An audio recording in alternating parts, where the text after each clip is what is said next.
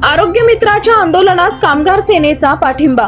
सोलापूरसह संपूर्ण महाराष्ट्रात आरोग्य मित्रांच्या मागण्यांसंदर्भात सुरू असलेल्या आंदोलनाअंतर्गत सोलापूर इथं आरोग्य चक्री उपोषण चालू आहे। या आंदोलनास कामगार सेनेचे प्रदेशाध्यक्ष विष्णू कारंपुरी महाराज व विडी कामगार महिला आंदोलनस्थळी भेट देऊन या आंदोलनास सक्रिय पाठिंबा दिला।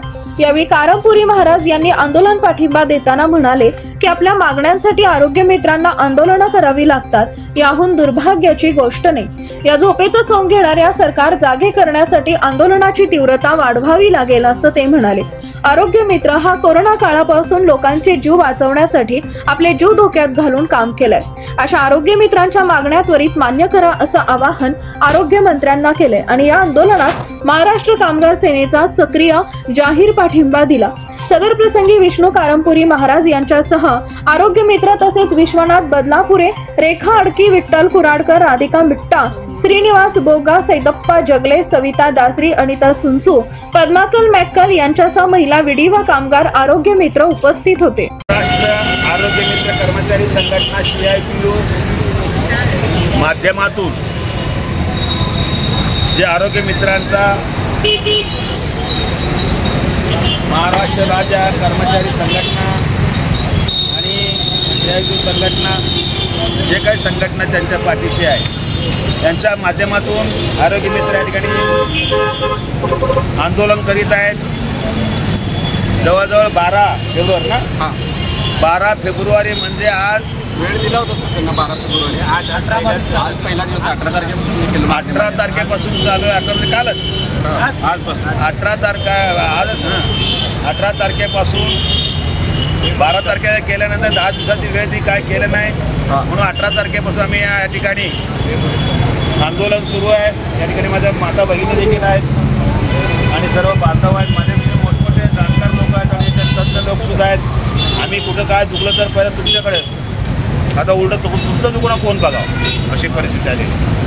म्हणून दुखणं हे समान असतं सगळ्यांचं, काही आर्थिक असतंय, काही नोकरीचं असतंय, काही आरोग्याचं असतंय, पण आरोग्य मित्र हा देवदूत असतो, ध्यानात ठेवतो।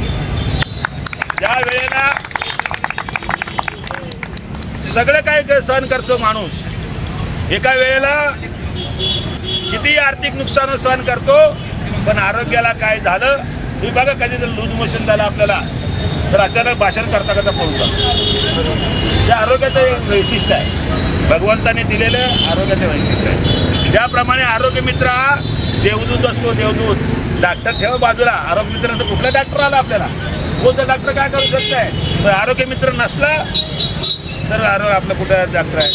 अशा प्रकारे या शासनाने विधानसभा निवडणुकीपूर्वी ज्याप्रमाणे आरोग्य शिबिरं घेतली, गिनीज बुक नोंद झाला, नको त्या वेळेला आरोग्य शिबिर घेतलं। अरे तोच आरोग्य शिबिर घेतलेला सगळ्या लोक आरोग्य मित्र या ठिकाणी बसलेले आहेत, तुम्ही जरा ध्यानात ठेवा।